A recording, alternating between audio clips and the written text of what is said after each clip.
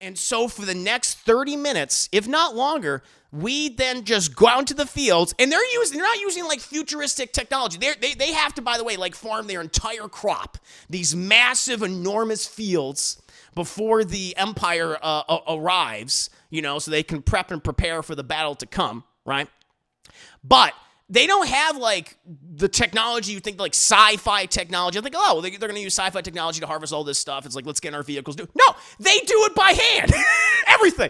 They're using just farming tools. They're using stuff from the Bronze Age. And I'm just like, this is a science fiction world. People are living on different planets. There's different races. And you're telling me that these people are using tools that are like from thousands upon thousands of years ago?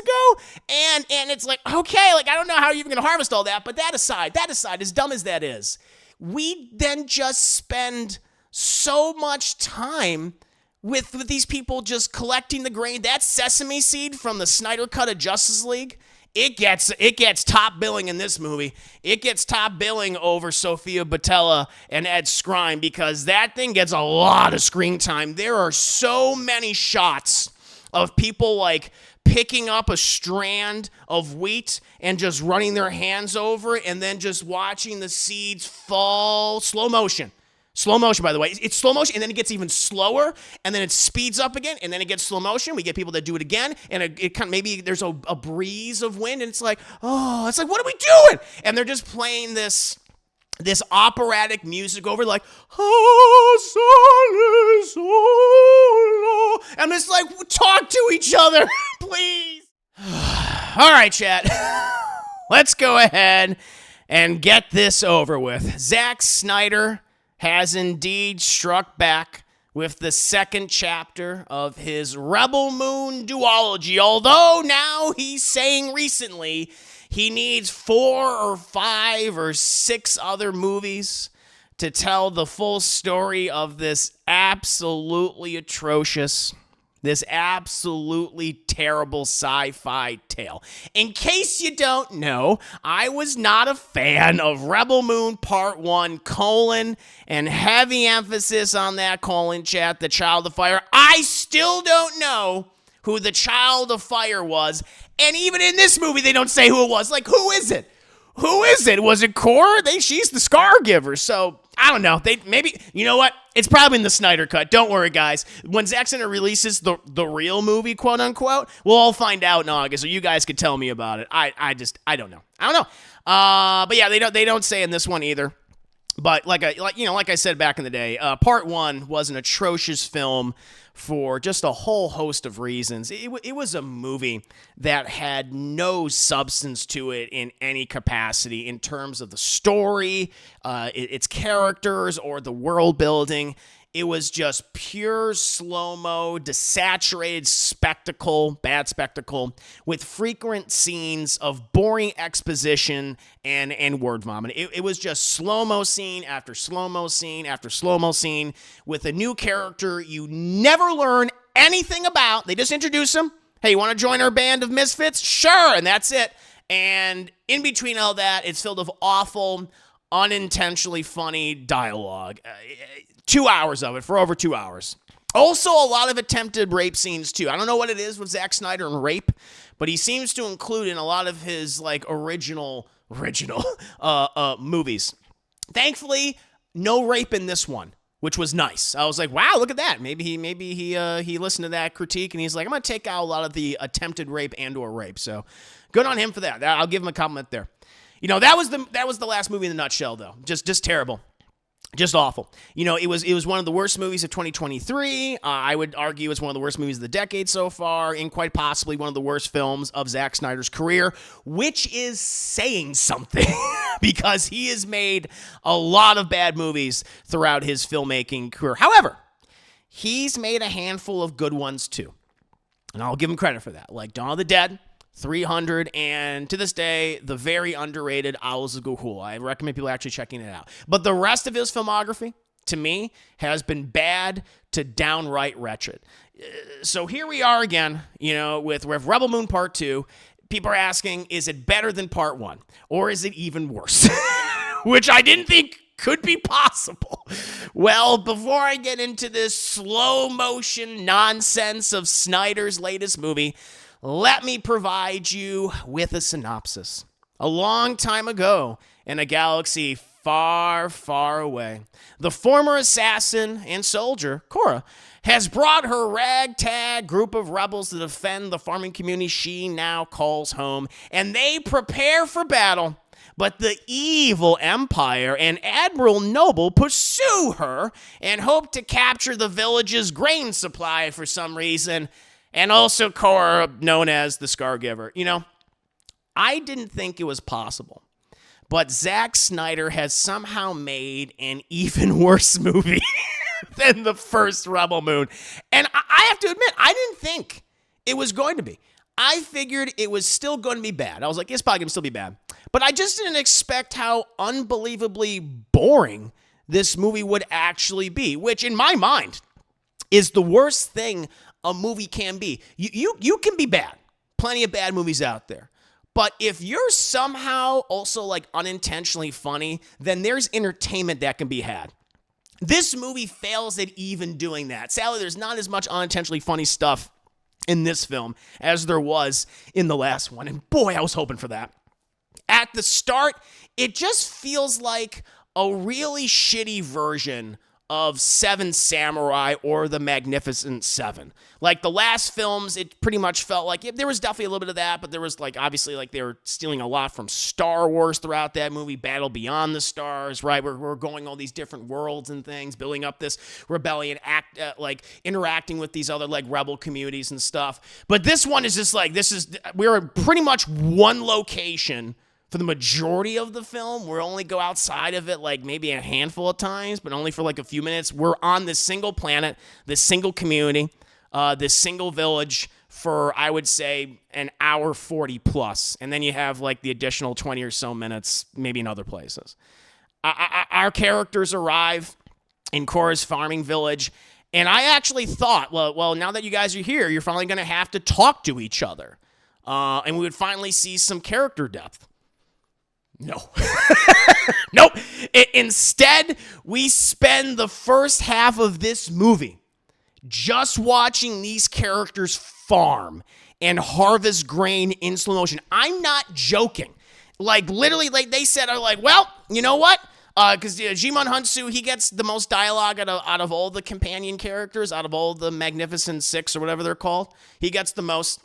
And he's like, well, to understand you guys, understand how truly strong you are, we must see you perform your craft, which is farming.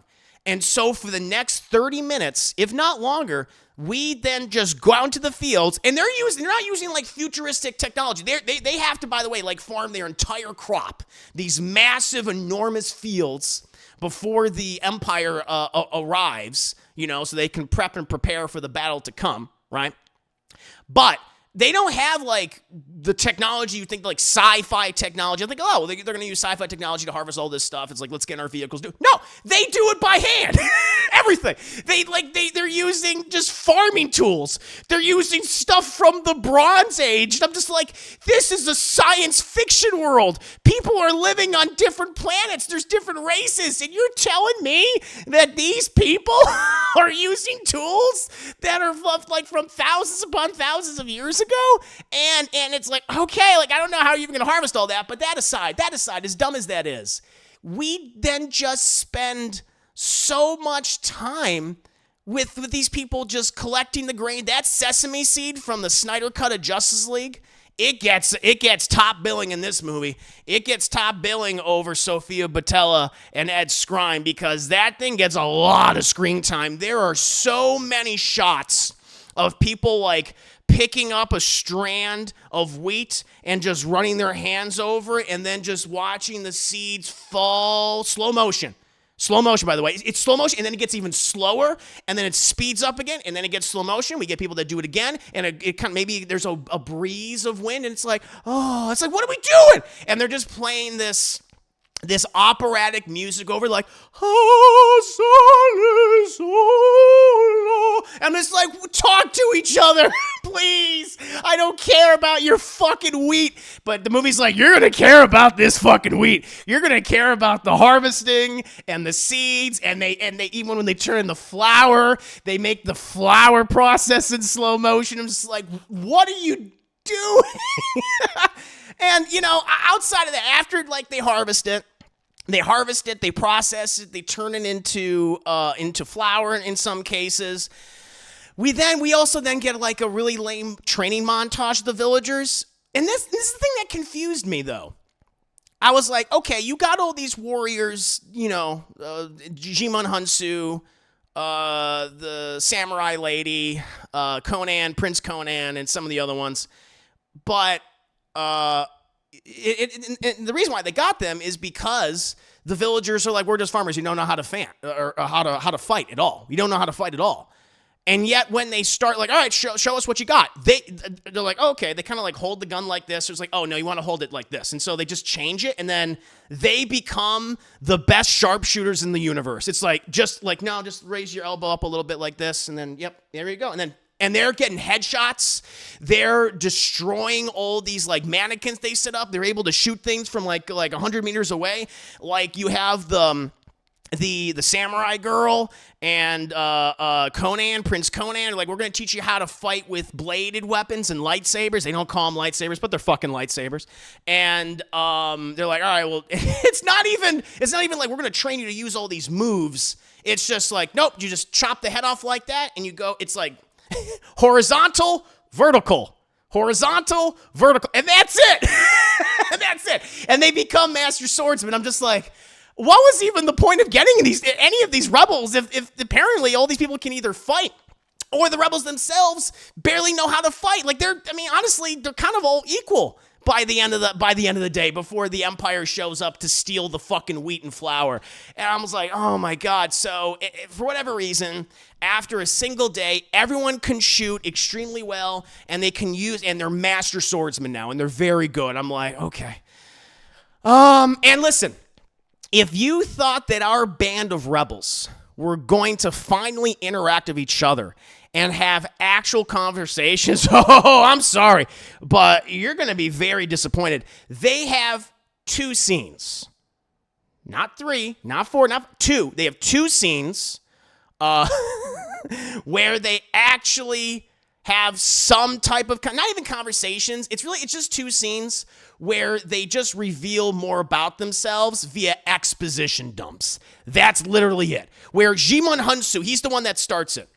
Jimon Hunsu, he's like, it's like maybe the day before the battle or whatever, and Jimon Hunsu's like, we have not spoken to each other. It's like, I know. I love that. He's like, yeah, I'm aware we haven't spoken to each other. We have not spoken to each other. We do not know each other very well. We shall reveal something about ourselves so we know each other before we go into battle. That's like literally the dialogue we're working with. And all the stories are just the same. Jimon Hunsu, he has a sad story. The screaming girl who was connected to Cyborg, Ray Fisher, she has a sad story.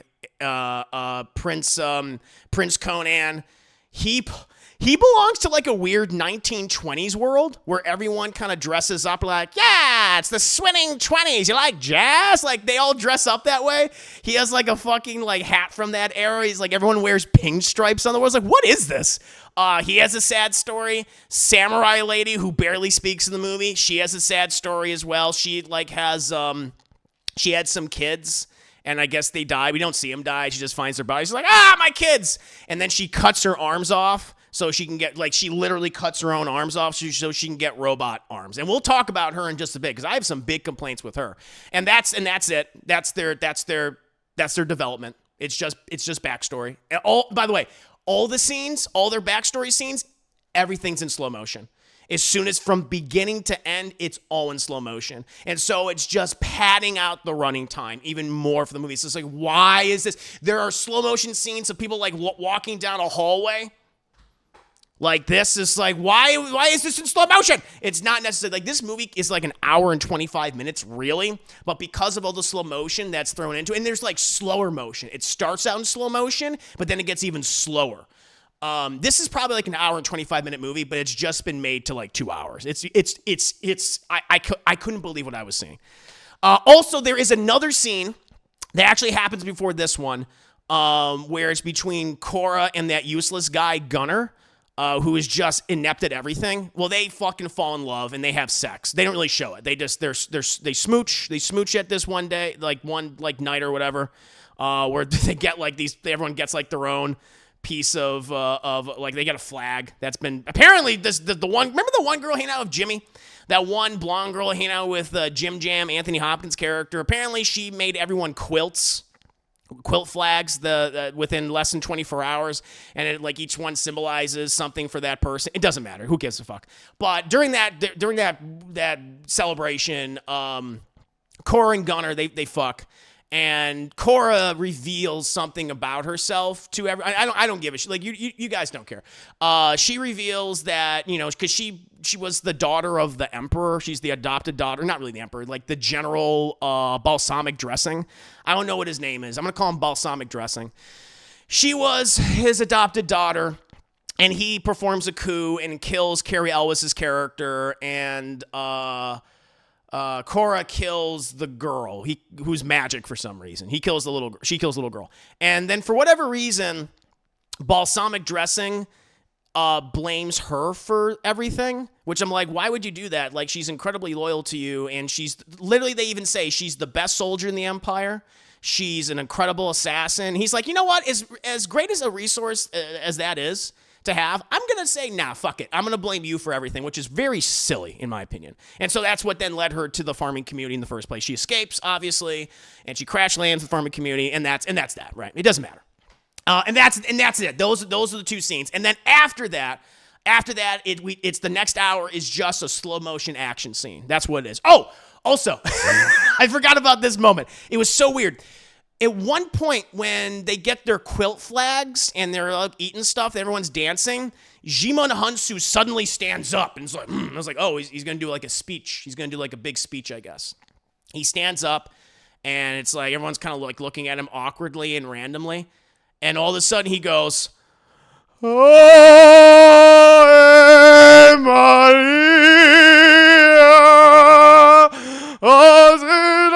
He starts singing. And I'm like, what do we do?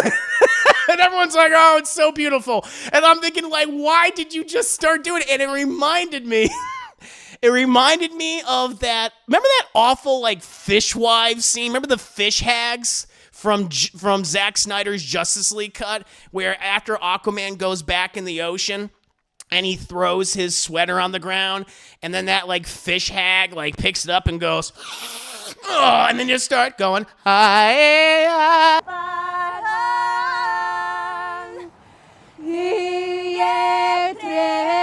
And it goes on. It's the same thing.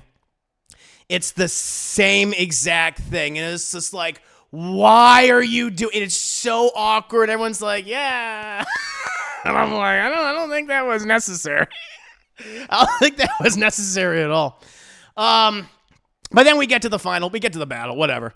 The thing that's so weird is, no one really shows off their skills in an interesting way. Everyone, for the most part, is just kind of flat and is just shown shooting people in slow motion. They get their rifles, and from Jimon Hansu to Prince Conan to the screaming girl, that's it. They're just yelling and shooting, and those are the scenes. Nemesis is the one that's the most different because she has the lasers. Remember that scene in the first movie where she fights the spider? It's oh, she's pretty badass. She fought that giant spider. Well, apparently, Chad, in between that scene and this scene right now, she apparently completely forgot how to fight. Because even though she fought this monstrous giant spider that was 12 feet tall, she is struggling against these 3 grunt soldiers. So at one point in this scene, she's protecting some villagers. She also has this weird fascination with this little blonde boy, this little Aryan child who reminds her of her children for whatever reason. They never talk, because of course they don't. They never actually have an exchange of words whatsoever. Now, except once. I think they exchange maybe he says thank you to her, and she's like, no problem, and that's it. But when these soldiers burst in, there's like 5 of them, she takes out like 2 of the guys, and then these next 3 guys who have lightsabers, or not even lightsabers, I think only one kind of has a lightsaber, maybe another one, and she's just like, I didn't expect to fight 2 guys with lightsabers, and she gets her ass kicked. She gets like her arms chopped off and everything. I'm just like, what's going on? And it's how it's choreographed the entire fight. It's so lame. It's so lame, and you guys know, she dies. Who cares? She ends up dying. She gets stabbed, and I was just like, wow, all that hype around you, and these grunts. Like the little blonde kid has to run in and save her because she can't handle these 3 grunts that are kicking her ass, and so she dies. The villains aren't any better. A lot of people would say, like, Ed Skrein is Admiral Noble in the last movie. Like, I think you can argue he was the best thing about that film, at least in terms of a character, because he was chewing scenery every other minute he was on screen. He was hamming it up. Always in an 11. I'll give him that. In this, he's a lot more muted. He doesn't get nearly as much screen time. I mean, of course, we know so much that whatever the director's cut is, like there's scenes on the editing room floor. He's a lot more muted. He's not chewing scenery in the last one. And he just has like a real lack of presence. I mean, his whole thing, he got defeated. He got his ass kicked at the end of the he died. And then they brought him back via a birthing, like it's like a bacta tank, but it's not. Like he was in the giant placenta. Remember the placenta? He was in that placenta, and he was healing inside the placenta. And then he talked to Emperor balsamic vinaigrette. And then he's been in there for a while, and he comes out of it. And guess how he comes out of it, chat? Knowing Zack Snyder, what's Zack Snyder's favorite pose? The Christ pose. He's in a Christ pose, of course he is, as he's brought back to life. But that's really it. They don't really do anything like interesting with him at all. And and while the first hour was just about harvesting wheat and the 2 scenes of exposition dumps, the last hour of the movie is just slow motion action sequences with a lot of importance for whatever reason placed on bags of grain, on wheat, on flour, and the importance of the grain is baffling. So in the original film, Admiral Noble and the Empire, they go to that village because, we want all your grain to feed our troops, right? But then throughout the first movie, they learn like, oh shit, this is this person, Cora. She's the one that we've been looking for the entire time. And the Emperor really wants, we got to get her. We got to get her because she was blamed for the assassination of the king and stuff, right? And so it's like, oh, she's the priority. No. She's not. She's like a priority, but she's not the priority. For whatever reason, they place so much importance on the grain. They after everyone harvests the grain, they all put it in the houses. And so once the giant dreadnought comes in, we're like, oh, the dreadnought's there. You just bombard everybody and kill them and then go down there and pick off whoever's left. No, they literally say no, the grain is there. We can't blow up the grain. It was like, who gives a fuck about the grain? You're there for literally the Emperor in the last. I was like, am I crazy here? I went back and I watched the film, the first movie. It's like, he's like, you need to bring her here, dead or alive. She needs to be presented to the Senate and everything. It's like, well, that's your priority. And for whatever reason, everyone's like, the grain can't blow up. I'm like, you can literally go to another village on the same planet. There's probably dozens, hundreds, thousands of them. Get your fucking grain and flour and shit right there. But nope, that we got to get that grain. And so it forces them to land, and they get their asses kicked. And then after a prolonged action sequence, Admiral Noble goes to this commander guy who gets a lot of screen time and is very flat. And he goes to him, he says, you know what? Forget the grain. It's irrelevant. Let's just concentrate on getting Cora. I'm thinking, why didn't you do that from the start? You lost your whole army. Your army is decimated. Your ship is blowing up in the sky. And now you're telling me, I don't think the grain was very important. I'm like, no shit, it wasn't important. Anyway, so farming. Zack Snyder's got a lot about, he loves the farming and the wheat, and he's like, this is going to be a very important plot point. It's, as Deadpool is just saying right now, this is fucking dumb. It's so fucking dumb. I don't know why there's so much importance placed on this wheat. But there you go. It's a major plot point. It's a major plot point. It's a third of the movie as well, them harvesting this shit. I don't get it. And again, much like the last film, Rebel Moon Part 2 is an awful movie that features some of the worst aspects of poor storytelling, characterization, world building and spectacle just one could feature in a film, in a genre film. It indulges in the worst aspects of Zack Snyder as a filmmaker and simply reveals what he's been for well over a decade now. And that's a hack. Zack Snyder is a hack. And I'm sure his fans will love this movie. They'll continue to love it. But I think a lot of people are waking up to what he's been doing and what he's been indulging in. And I feel like he's going to have less and less and less opportunities until he's irrelevant. I mean, he might be irrelevant already by this point, but that's just my opinion. That's my opinion on Zack Snyder's Rebel Moon Part 2, and heavy emphasis on that, the Scargiver. What about you guys? Those of you who've seen Rebel Moon Part 2, what did you think of the movie? Am I being way too harsh? You know? Or am I justified in my criticisms and my dislike for this film? Let me know. There's a scene where a character says, everyone tell us, yep, with Jimon Hunsu. It's Jimon Hunsu. It's the scene after Korra and Gunnar have sex, and she reveals that she killed the princess, who, by the way, is not actually dead. She's fine. She's okay. Don't worry about it, guys. She's doing great. But it looks like she sure as shit looked like she died. But she's all right. They do a whole tease for a third film, by the way. They tease the third movie, and I'm just like, I don't know if you're gonna I don't think you're gonna make a third film. I don't know. Because he says he wants to do 4 more or 5 more or something, or 6 more, I forget, or 6 total. I don't think it's gonna happen. But it has a very like muted, like, well, there you go. I mean, they beat the bad guys, they beat them all, but it's not like, now we beat them, but we still got the fucking entire empire to deal with. So. Yeah, I don't know. But in any case, sorry. But yeah, there literally a character says, we don't really know a lot about each other. Let's take a moment to tell each other our backstories. That's what happens. I just want you to know the kind of character that I am. Each person gets that scene, and they're all in slow motion, and they're all sad. Is it worse than Madam Web? I don't know. That's a good question. I had to think about that. It's up there. In terms of like the worst movies I've seen this year, yeah, it's up there. It's Madam Web, Argyle, Rebel Moon, Imaginary. Yeah, they're all up there.